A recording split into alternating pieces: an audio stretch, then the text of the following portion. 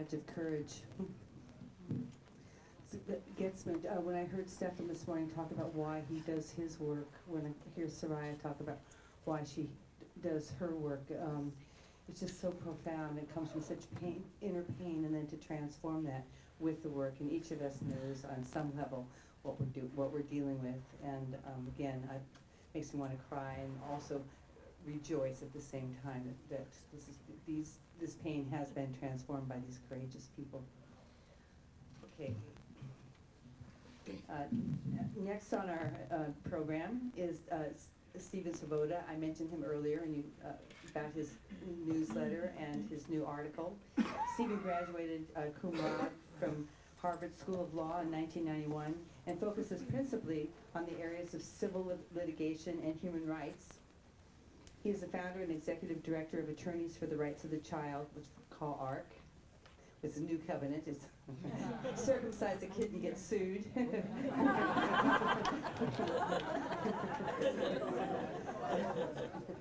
That was good. A nonprofit international network of attorneys addressing the legality of involuntary genital surgery. He's been published widely on the subject of circumcision and human rights and is a co-author with Dr. Gregory Boyle of the Journal of Law and Medicine article Circumcision of Healthy Boys, Criminal Assault. Attorneys for the Rights of Child is based in Berkeley, California. And again, I showed you his latest article. Wonderful, wonderful work. Please welcome Stephen Svoboda.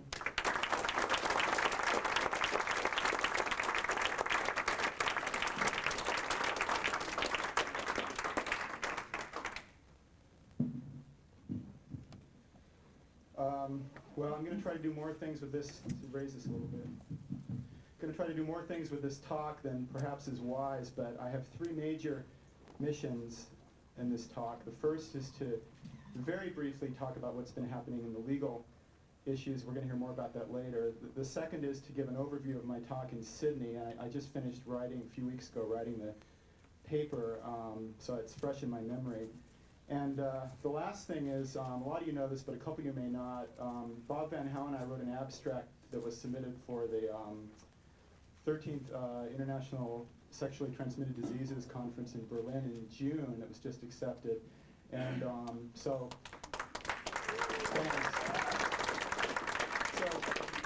Bob unfortunately can't go, and it happens to be the day after I'm getting married, but due to the great forbearance of my spouse-to-be, we saw this coming, so we sort of planned for this. We may be honeymooning in Berlin, so I'm going to give an overview of that talk too.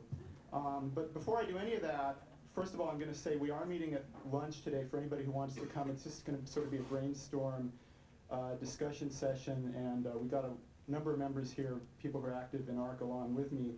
I want to acknowledge, and they've all contributed invaluably. Al Fields has been a tireless assistant to me for the past 3 years or so. He's the man who makes the newsletter happen. And that was on my list of things to do, and I would never have gotten to it. It still wouldn't even be close to happening if it wasn't for Al. So actually, why don't you folks stand up, even if it's just for a second, just so people can see who you are. Al, just stand up for a second. Gary Burlingame. Gary Burlingame's been webmastering ARC. Thanks, Gary.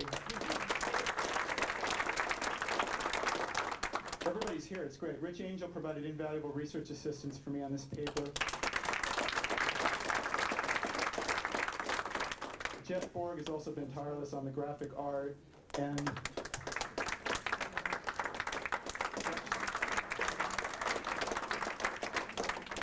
Stefan Iverson is a new arrival, our newest board member.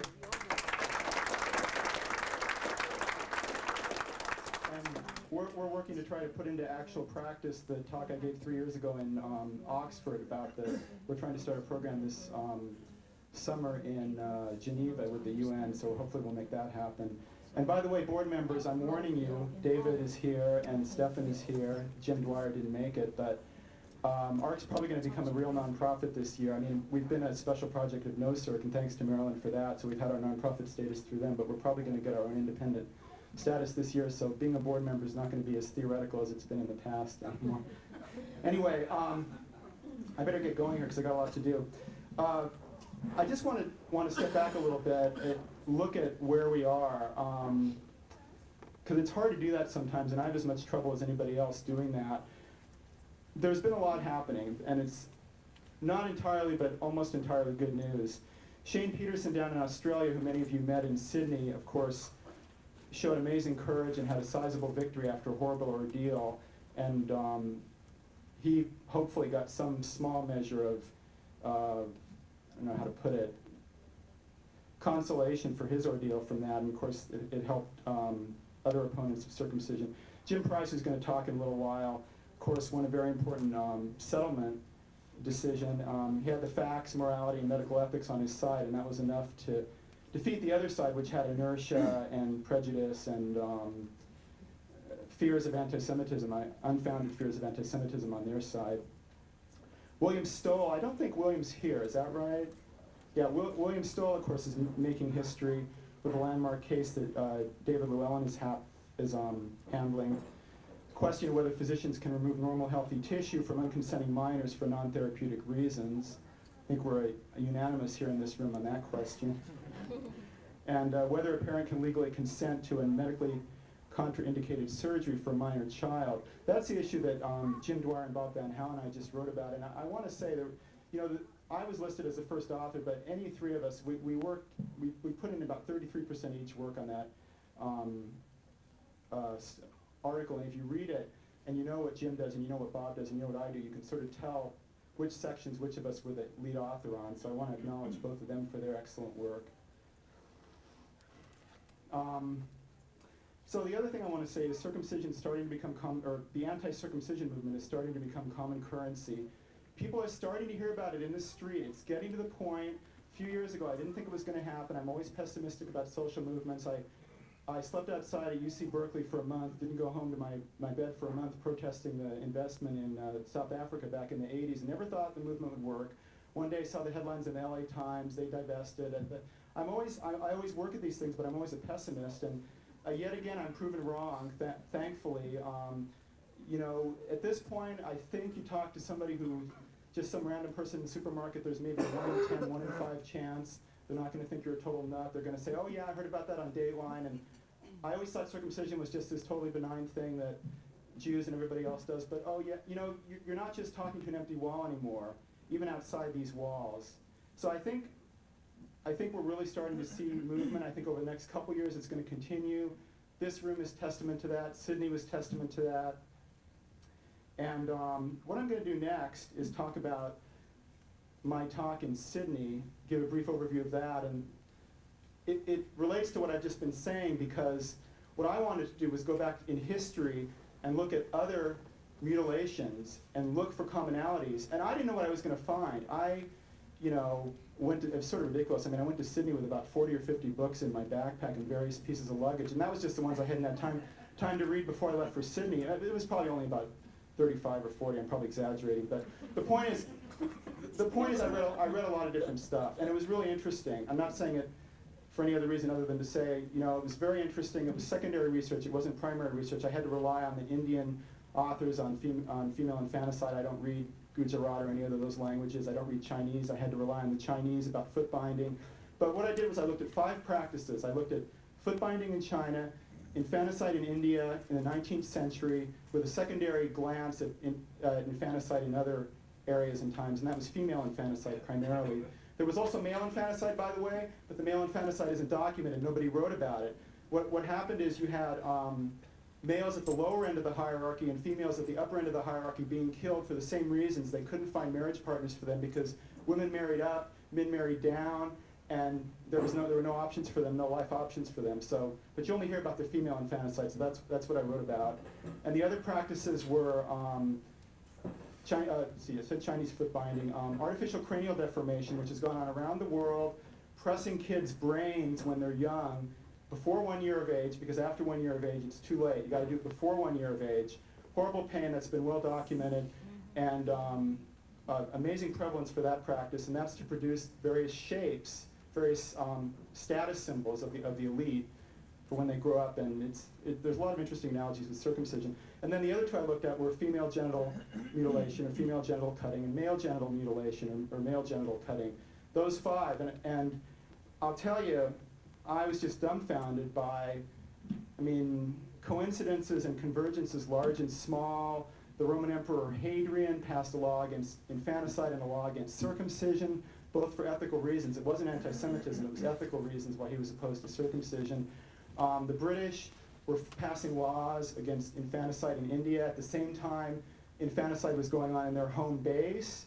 And it's interesting there to think about our work and think about how there are some activists in the US who are opposing what's happening in, supposedly just in Africa, but actually other places also, and forgetting about what might be happening back at home. And you lose credibility. I mean, I'm only speaking based on what I'm told, since I'm not African, obviously, but we're losing credibility based on the writings of Africans, and there's a growing movement of outrage. There's at least a dozen law review articles by, I write backlash at the top of each one when I read it. There's at least a dozen backlash articles by Africans outraged by the fact that feminists are down there talking about their form of mutilation and not talking about what's going on in the US, which is against women in the form of a million different things that are done to women's bodies to make them how we want them to be, and also what's done to the boys, to the baby boys also.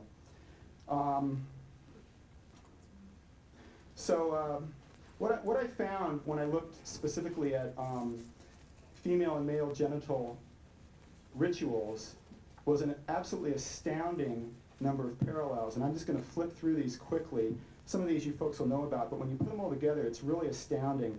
And some of these you only come across maybe 50%, some probably even only 25% of the time, but a lot of them are 80, 90, 100% of the time you get these across cultures, cultures that did not interact, different continents. There was no way there could have been feedback between them. This is just, these things we're doing to our children are serving obviously deep psychological needs. We're working out, I think, our issues in ourselves and in ourselves as a culture on our children, the least able to advocate for themselves, the most vulnerable, the only ones, in fact, who can't advocate for themselves. I don't want to get sidetracked here, but I just read Jim Dwyer, my co-author on the recent article, his excellent book, which was about other issues, not about circumcision, where he talks about how we do this, how we get sidetracked off on children and use children to sort of project our own problems onto and think that parents get rights towards their children, whereas the children should be the ones holding the rights. Anyway, the common elements I observed among these rituals of male and female genital cutting include, there's usually eating, some sort of feast involved. There's often singing, often dancing. Now some of these obviously don't apply to the form that we know in the West, but there's often usually a status change after the ritual. In fact, usually this is the purpose of the ritual, or one of the purposes, to mark a status change. And that even is true to some extent, at least for some people in the West, for male circumcision. It depends on who you talk to and how you phrase the question, but there's some thought that going through this, even as an infant, prepares you in some way or initiates you in some way, even if it's only the trivial thing of you don't want to be different from your fellows. You're still being brought into the fold of the culture.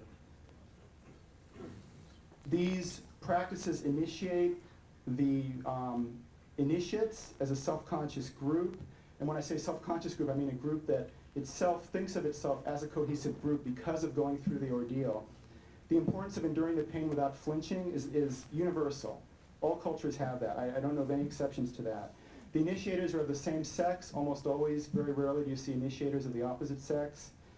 It's a transformation of sexuality. You're going into a new role sexually. Often new clothing is used to symbolize that. Death and rebirth. You become an adult from being a child. Interestingly, sexual play is often a part of the rituals, explicit play with prostitutes or other sexual surrogates. The idea that you're ugly or childish until you're cut, that's very common in our culture also. Often a period spent in seclusion during which you're taught about your culture's mores and how you're going to be a good person in your family. And of course that's something that they're managing to keep even as they replace the cutting in some of these cultures that Sarai and Miri talked about. Coming out ceremony after the initiation is completed, the idea that you never look back, and why would you want to? That covers it. That's quite a list. Now, as far as the law goes, and the law does fit into this, the concept of law does not require that a society be advanced. In fact, Any society, however advanced or however primitive, normalizes its own distinctive rules of child rearing, property, family structure, and other essential issues. Certain behaviors are allowed, others are not. This is the law, folks. Not all rules are legal norms, but all legal norms are rules. If it's not a rule, it's not a legal norm. Diffusion is an interesting process. A rule will diffuse itself through levels of society and will become accepted and eventually normalized into law. Now, in terms of these childhood body mutilation practices, these 5 practices I looked at, the legal norms related to the practice in the particular culture establish themselves on many different levels of society and become so ingrained that they're viewed as cultural or religious or mythological. And I talked a lot about the myth and the cultural support for these practices.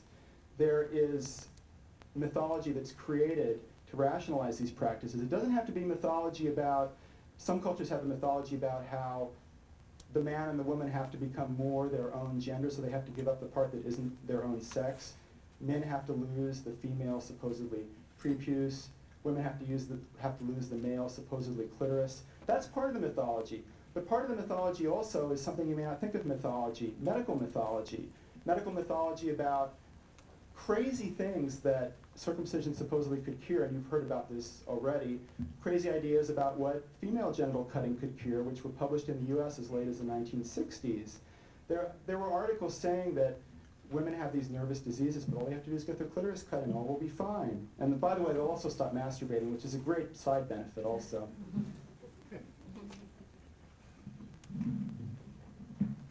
So all around the world, people say yuck.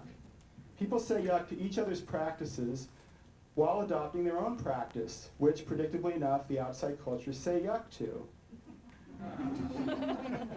And they're very varied, and they don't make any sense. They're all crazy, and you would never get to any of them if you started over again. It's just a peculiar history that leads us to a place of circumcision or foot binding or whatever it might be, infanticide in India.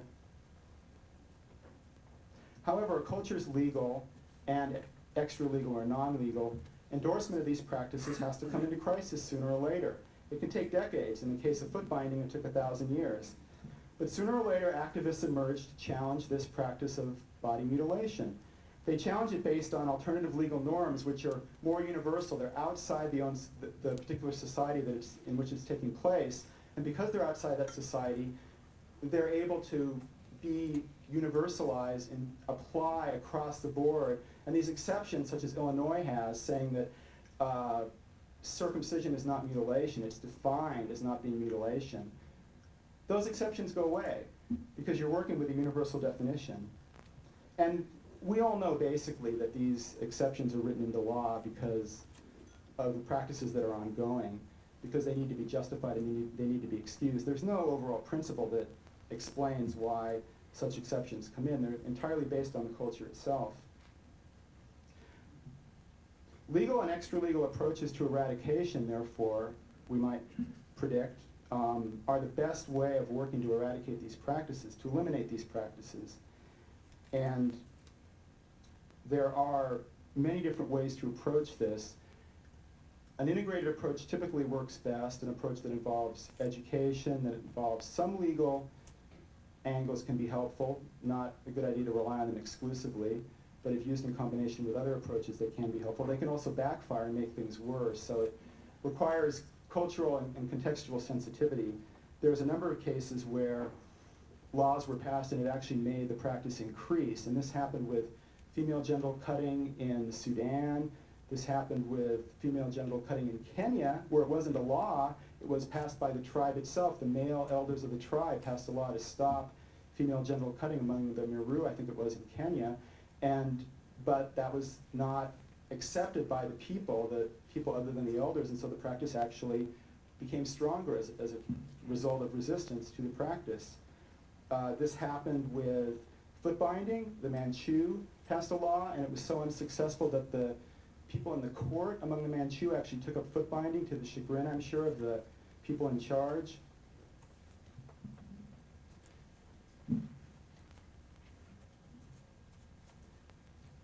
There's a lot of lessons that could be learned about how to work on stopping these practices. And I think the bottom line is don't be too radical, listen to the people, don't be too holier than thou. You can be holy or you can win, and it's often a choice. And the people who are holy, the people who are radical, serve a function, but you need both sides. You need those people out there. You need the people from ACT UP out there, and then you need the people inside who aren't with ACT UP, who are considered more respectable, but whether that's true or not, I don't know. They may be less respectable. You need a lot of patience. To me, it's interesting how these practices seem to require cultural and individual doublethink. We're going to control sexuality and stop masturbation by cutting off the genitals. Seems like an odd idea. Or by controlling women's feet, shaping children's heads, making them more attractive by deforming them. We're going to solve family problems by killing recently born family members. That's the example of infanticide.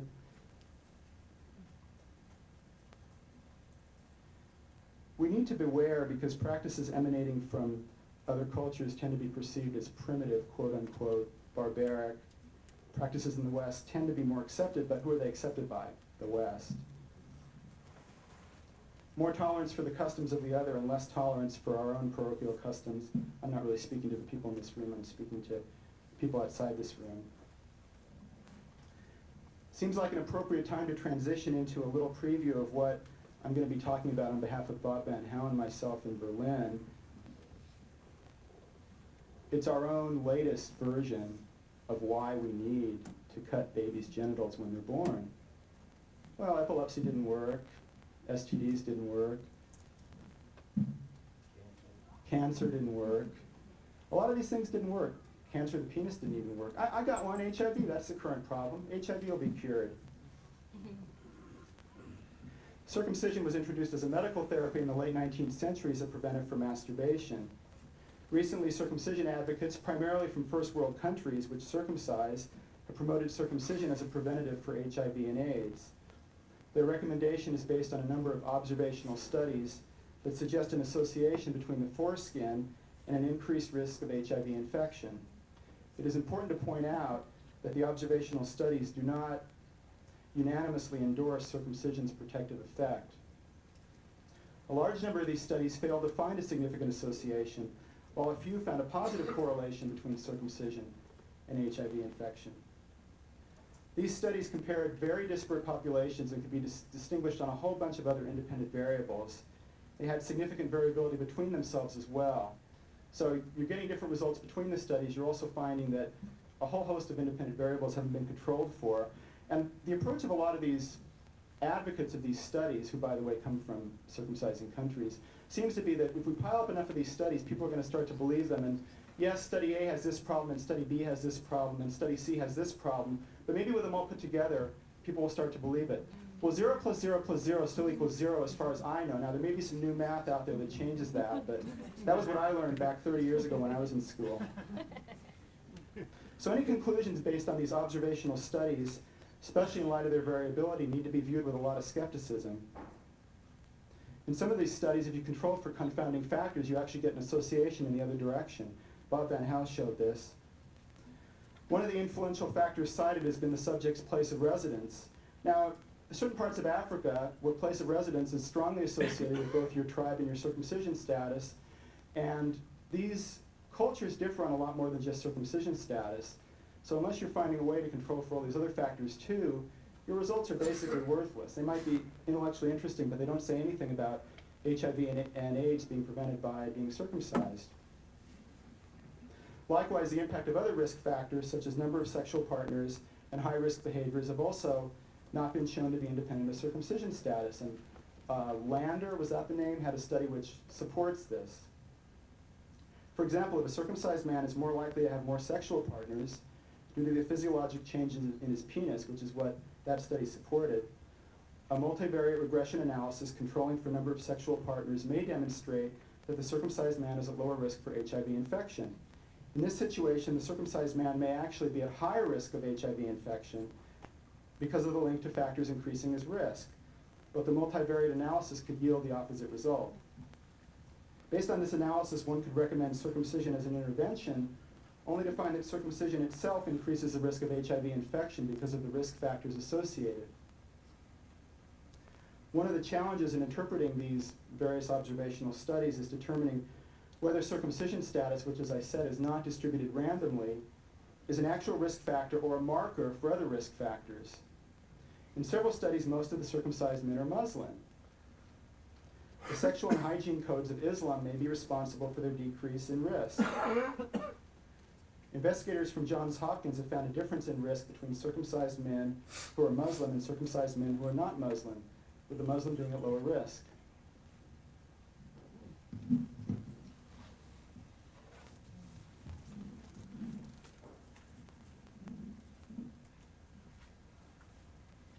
Based on the available information, any claim of circumcision's effectiveness in thwarting the HIV pandemic are at best speculative and possibly reckless. A randomized controlled trial involving permanent amputation of a body part, the benefit of which is largely unproven, is obviously not supported by medical ethics or the law. Even if such a study demonstrates a benefit, the decision to recommend universal circumcision would need significantly more strengthening before it's even worth taking into serious consideration. What do we need to look at? How does this intervention compare in efficacy, costs, and complications to other possible interventions?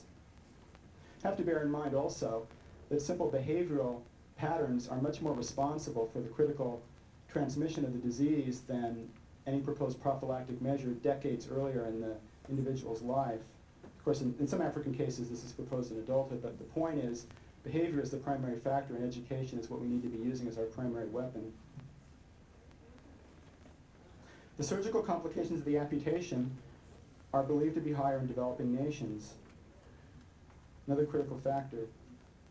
Permanent negative effects of the amputation. Nobody's factoring those into the studies. Studies basically are just saying, if you're circumcised, you're less likely to get HIV. And it's done on an associational basis. And there's all these other issues that need to be looked at. I mean, let's just say hypothetically that they also found this out for female genital cutting. Would we want to reimpose that? Would anybody be seriously proposing that? The risks are clear for a physician who today performs a non-therapeutic procedure, which results in significant risk in amputation of tissue. Risk of a civil claim for damages as well as censure from his or her professional body. George Denniston, of course, showed that circumcision violates all 7 principles of the American Medical Association. Burden of proof must lie with the people proposing in an objective world, the bizarre and radical procedure. They've got a heavy burden of proof, and they haven't even come close to winning on a preponderance of the evidence, let alone meeting a higher standard than that. Every doctor has 2 legal duties: to act with reasonable care and to obtain the patient's consent, except in a life-threatening emergency, which obviously is not the case here. Therefore, physicians who participate in this are potentially liable to prosecution. Human rights, I think we've heard about those before, a number of applicable documents. I just wanted to mention a couple of less often mentioned ones. The African Charter on Human and People's Rights, obviously specifically applicable to that continent. The American Convention on Human Rights, applicable to North and South America, although I believe, I could be wrong about this, but I believe neither Canada nor the US is a signatory to that. American Declaration of the Rights and Duties of Man. Official acknowledgement of circumcision as a human rights violation is growing. I've mentioned this before. And these examples are a little bit peripheral at this point, but they're what we have. Germany awarded political asylum to a Turkish man based on his fear of enforced circumcision. We've had a couple of United Nations documents now which have talked about at least some forms of male genital mutilation as a human rights violation. That's a step forward. Some try to obfuscate the issues by bringing in FGM and saying, well, FGM's worse, so male circumcision doesn't matter. Questionable logic there, and certainly dubious human rights. Relative levels of harm don't matter, folks. Cut off somebody's arm, go and cut off somebody's finger, you're still liable for cutting off the finger. It's been suggested that physicians can act as cultural brokers for medically non-indicated procedures. Now that's an interesting one. There's a published article by somebody who was at the last event before the Berlin one that Bob Van Hal and I both presented at, who's trying to argue that doctors can act as cultural brokers. I don't know any other procedures they can act as cultural cultural brokers on. I've never heard it suggested, just on circumcision. These social justifications rely on tacit or explicit assumptions regarding the social groups with which the child will associate upon maturity. Such speculative reasoning extending decades into the future can hardly justify the removal of healthy, functional tissue from a child. Doctors are legally and ethically forbidden from performing procedures in the absence of medical necessity or an emergency without first obtaining the fully informed consent of the person who must live with the consequences. And in the case of circumcision, that's impossible, obviously, at least for infants. Cultural blindness and ethnocentric law played a strong role perpetuating all 5 of these forms of childhood body mutilation that I mentioned earlier. But it's important for circumcisers to remember that cultural blindness is temporary, not permanent.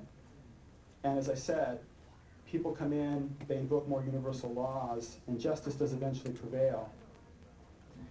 Due to our prejudices here, we have laws against female genital mutilation, but not male genital mutilation. I want to conclude by saying health and human rights can exist together. It's the future all of us believe in. It's a future that's out there for us. It's a future that's going to happen, regardless of what we do, probably. We might do a little bit to accelerate it. It's my fond hope that we will. Sacrificing human rights to promote health is short-sighted, bad medicine, questionable ethics, and can lead to a judgment or a prison sentence. Not a good idea. Should we quarantine the HIV positive? Might help. Castrate sex offenders? Sounds like a good idea to me. How about putting a big A on the foreheads of AIDS patients? That sounds like a great idea. There you go. Circumcision might be called the place where Victorian prudery, 19th century medical ignorance, and 20th century denial meet. Is circumcision a medical procedure? Is it a cultural procedure? Why are we doing this? Shouldn't we first make sure it has genuine medical benefits? Benefits that clearly outweigh the loss of the amputated tissue before we start? Thank you.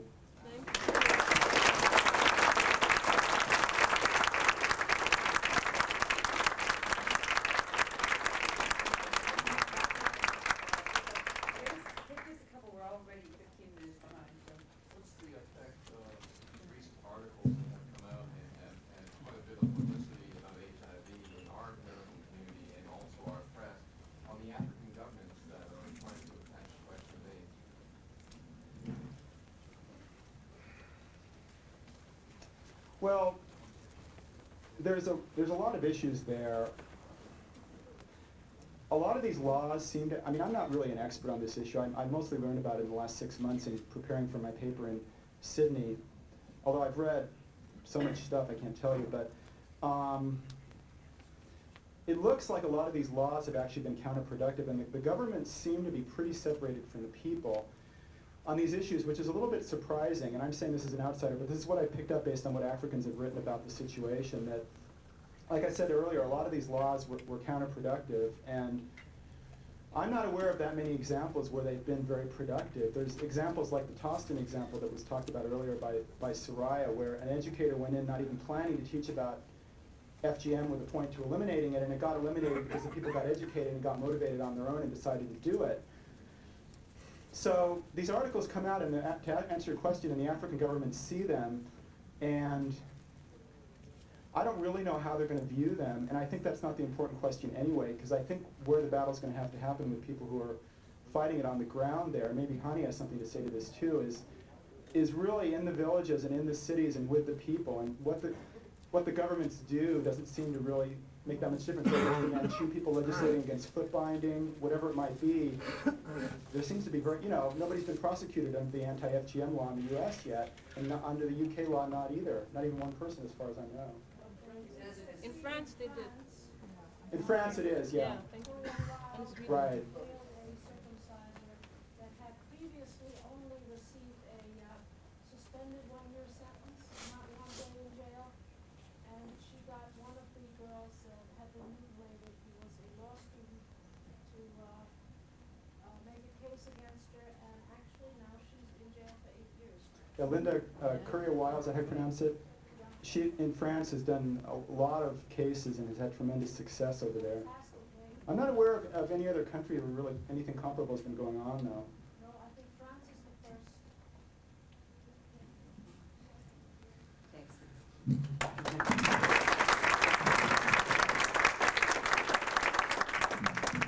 I sure hate being the one to shove everybody over, but everybody, the next one's coming up, will be mad at me too if I don't, so,